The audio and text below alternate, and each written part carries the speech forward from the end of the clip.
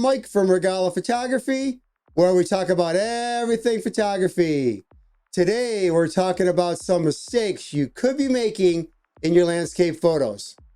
Whether you're a beginner or a seasoned pro, it's easy to fall into common pitfalls that can hinder the beauty of your landscape photos.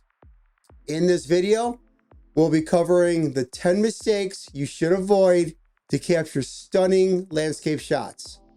Let's jump right in. One of the fundamental rules of photography is the rule of thirds. Failing to compose your shots using this guideline can result in unbalanced landscapes.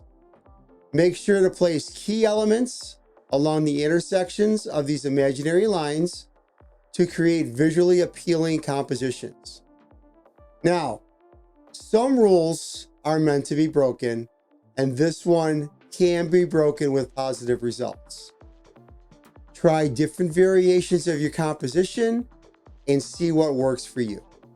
Neglecting to include an interesting foreground element can make your landscapes feel one-dimensional. Always search for compelling foreground elements such as rocks, flowers, or water to add depth and interest to your photos. But again, this rule can also be broken as long as it fits the composition of your photo. For instance, minimalistic photos are a great example of this. As I mentioned above, photograph different variations of your composition to see what works for your photo. Maintaining a level horizon is crucial in landscape photography. A crooked horizon can distract viewers and detract from the overall impact of your photo. Take a moment to ensure your horizon is straight before capturing the shot. Use the built-in horizon level in your camera or add a third-party level to your camera or tripod. Nothing ruins a landscape photo more than a crooked horizon. Don't forget to research and plan for the weather conditions on the location of where you are going to be doing your photo shoot. Overlooking this aspect can result in missed opportunities for capturing dramatic skies or unique lighting. Be prepared and use the weather to your advantage.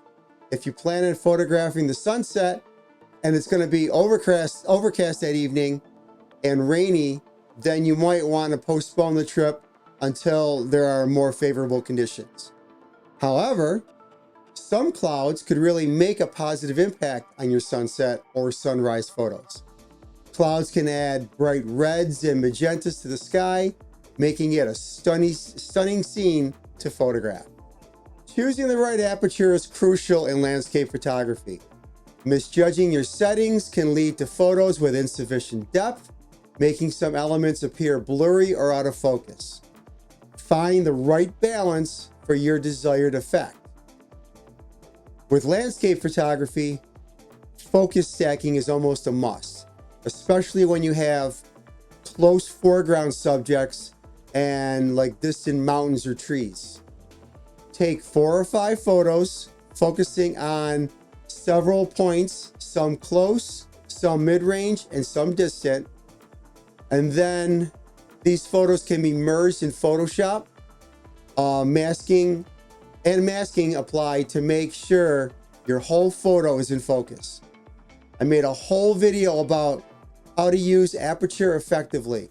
The link is posted in the description below. Less is often more when it comes to post-processing. Excessive use of filters, saturation, or HDR effects can make your landscapes look unnatural. Keep your editing subtle and let the natural beauty of the scene shine through. I did a video on how not to over-edit your skies. The link will also be in the description below. And let me tell you, this really does ruin a photograph. It looks very amateurish when you over-edit your photos. The golden hour provides soft, warm light that can transform your landscapes.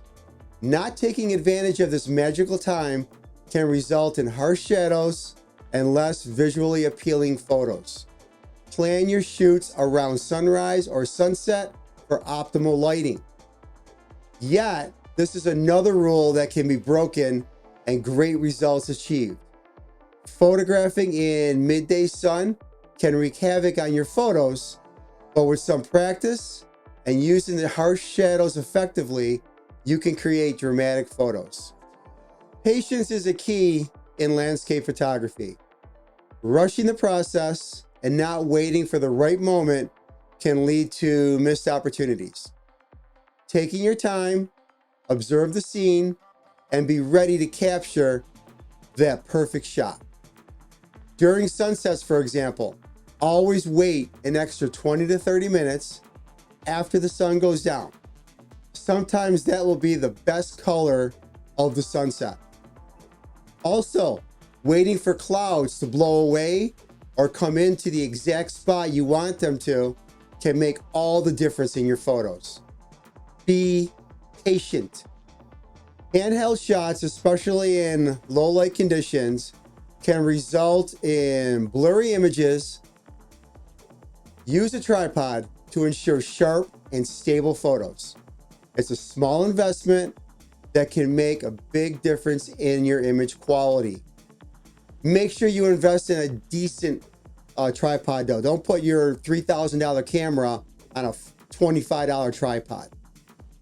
Now, again, modern cameras have amazing stabilization and ISO capabilities that can allow photographers to handhold using low light shutter speeds.